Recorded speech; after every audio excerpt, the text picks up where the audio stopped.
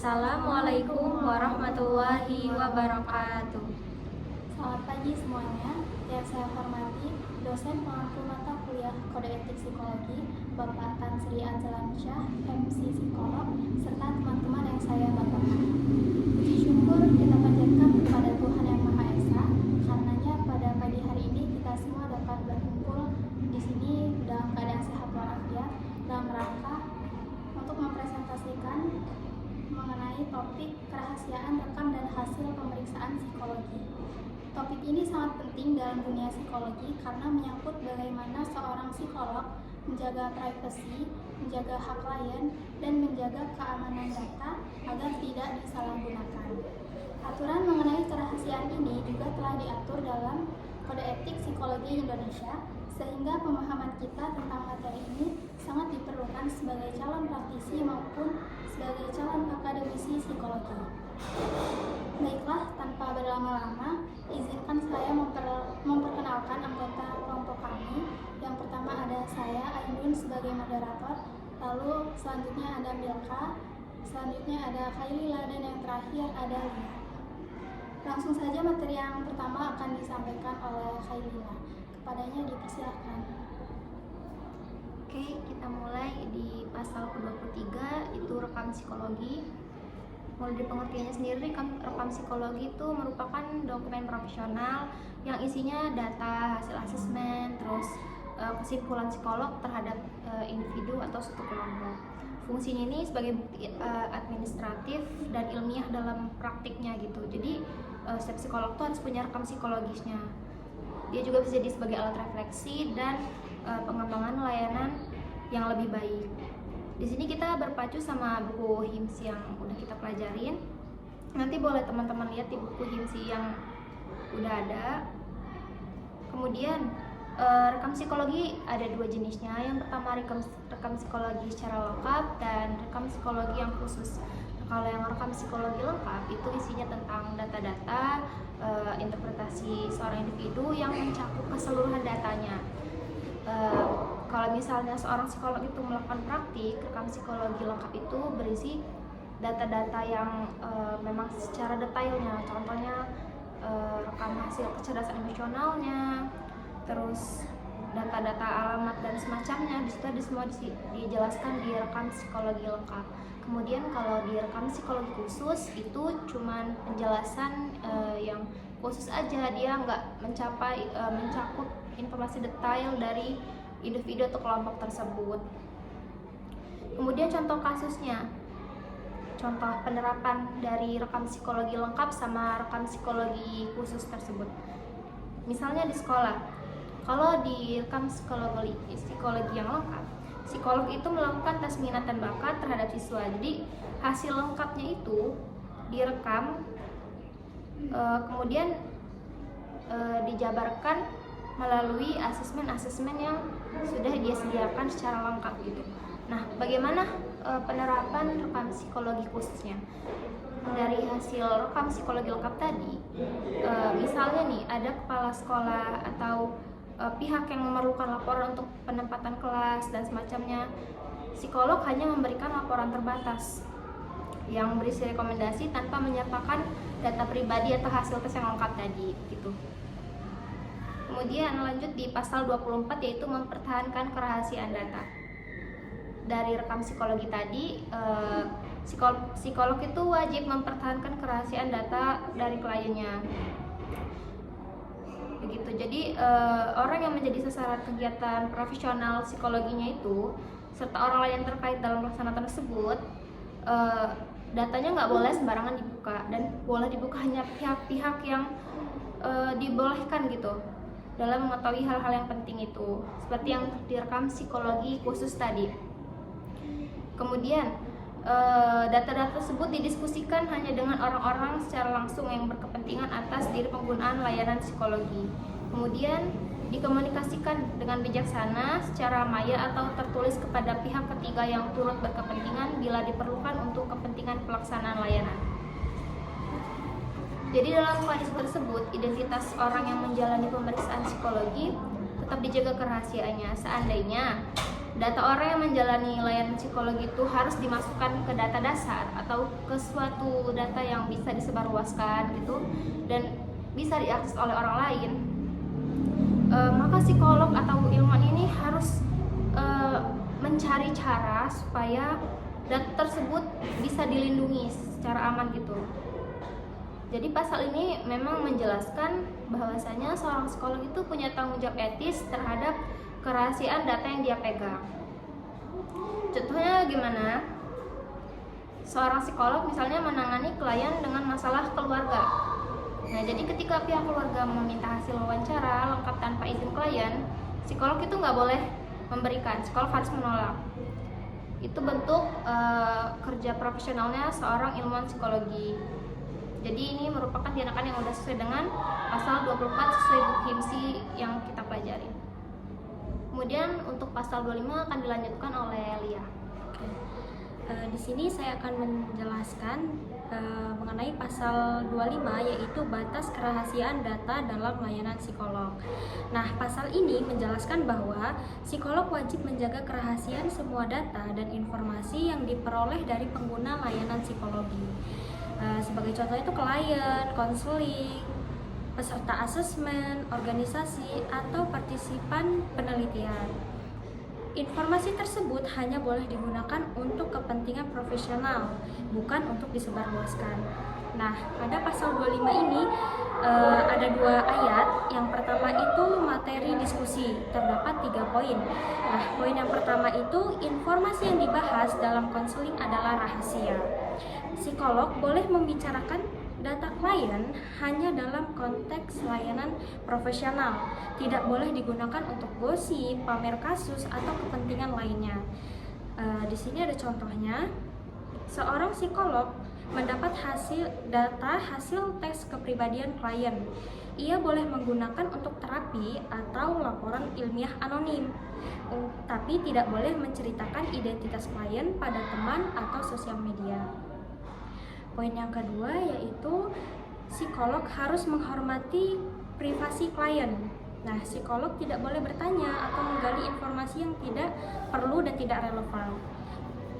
Contohnya itu, jika klien datang untuk masalah kecemasan kuliah, psikolog tidak perlu mengorek masalah keluarga yang tidak ada kaitannya, kecuali klien itu sendiri yang membawa isu itu.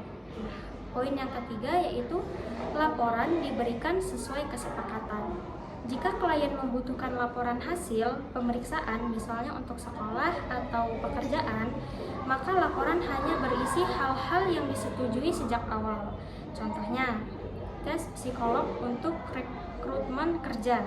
Yang diberikan hanya hasil kesesuaian kerja, bukan seluruh riwayat pribadi atau detail emosi klien. Pada ayat yang kedua yaitu lingkup orang yang boleh mendapat informasi. Di sini terdapat 4 subpokok. Yang pertama itu pembahasan hanya dengan pihak yang berkepentingan.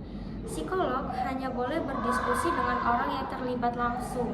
Contohnya itu konselor sekolah hanya boleh membahas masalah siswa dengan wali kelas dan orang tua yang relevan, bukan dengan semua guru.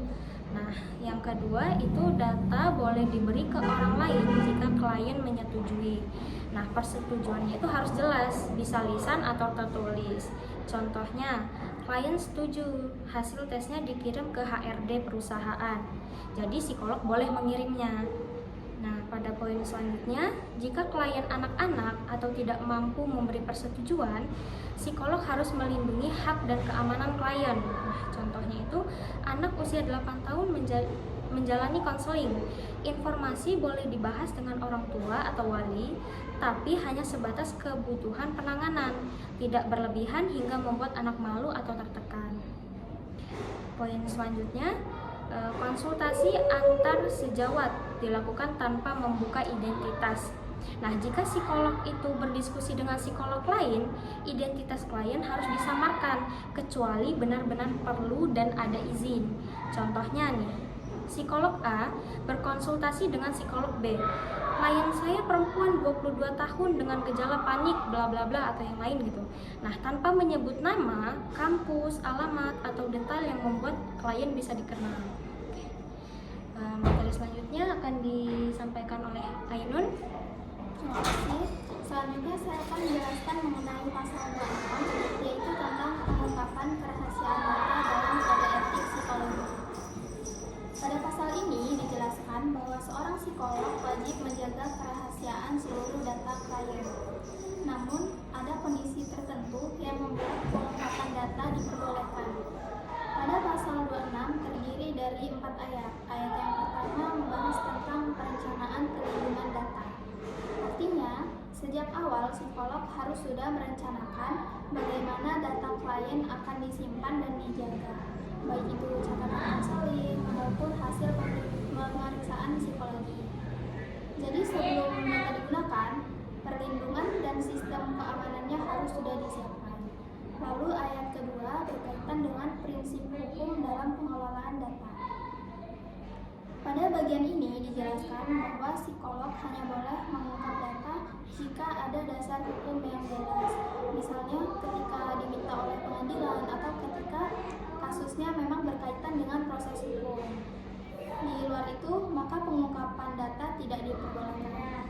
Lalu ayat ketiga membahas tentang penggunaan data untuk administrasi dan pajak.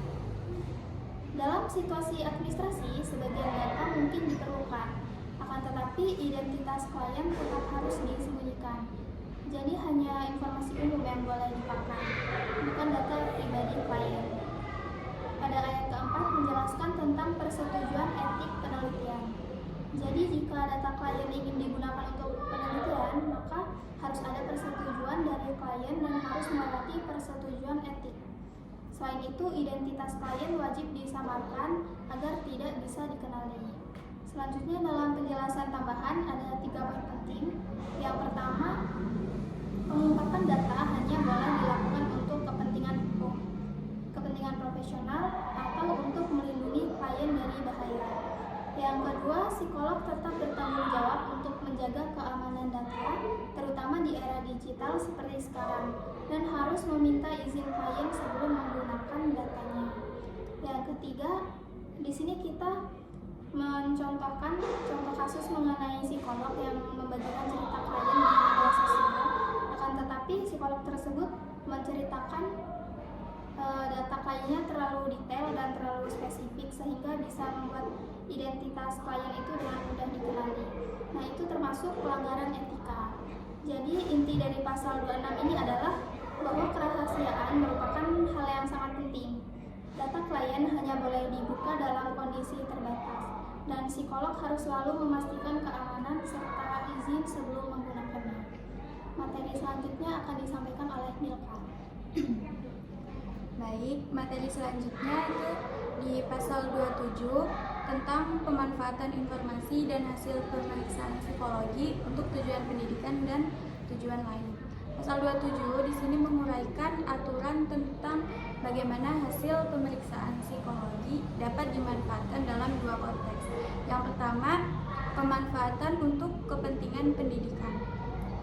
Untuk kepentingan pendidikan, hasil asesmen psikologi boleh digunakan dalam kegiatan pendidikan seperti proses belajar mengajar, penelitian akademik, atau pengembangan metode pembelajaran. Terus yang kedua, dalam penggunaannya, identitas individu atau lembaga harus disamarkan untuk menjaga kerahasiaan data. Yang ketiga, informasi yang disampaikan harus objektif dan sesuai dengan hasil pemeriksaan tanpa diubah-ubah atau dilebih-lebihkan. Lalu yang konteks yang kedua itu tentang pemanfaatan untuk kepentingan lain di luar pendidikan. Yang pertama, penggunaan data untuk keperluan selain pendidikan, misalnya publikasi ilmiah, penelitian umum, terus kasus di bidang hukum atau media, harus disertai izin tertulis dari pihak yang bersangkutan. Lalu, dalam kasus tertentu, seperti proses hukum atau upaya kesejahteraan klien, identitas dapat dicantumkan asalkan mendapat persetujuan eksplisit dari individu yang bersangkutan. Yang ketiga, psikolog tidak diperbolehkan mengungkap data rahasia klien untuk kepentingan penulisan, pengajaran, atau media kecuali ada alasan yang kuat dan sesuai dengan ketentuan hukum. Dalam forum ilmiah atau diskusi profesional, penyampaian data harus dilakukan dengan cara menjaga anonimitas sehingga identitas klien atau lembaga tidak dapat dikenali oleh peserta diskusi. Lalu selanjutnya, prinsip etika yang mendasari. Yang pertama itu kerahasiaan. Setiap informasi pribadi klien wajib dijaga dan tidak boleh dibocorkan tanpa izin. Lalu yang kedua, persetujuan tertulis. Setiap pemanfaatan data di luar tujuan awal pemeriksaan harus mendapat persetujuan tertulis dari klien. Lalu yang ketiga, profesionalitas dan tanggung jawab. Psikolog harus memastikan bahwa hasil asesmen tidak digunakan secara tidak etis. Lalu yang keempat, anonimitas dan perlindungan data. Identitas individu atau lembaga harus dirahasiakan agar tidak menimbulkan dampak yang negatif. Implikasi dalam praktik psikologi. Pertama, dalam lingkungan pendidikan. Hasil pemeriksaan psikologi dapat membantu perencanaan pembelajaran dan pengembangan potensi peserta didik, tetapi tidak boleh digunakan untuk melabeli atau mendiskriminasi siswa. Yang kedua, dalam penelitian dan publikasi ilmiah, data hanya boleh dipublikasikan setelah identitas disamarkan dan mendapatkan izin resmi dari kliennya.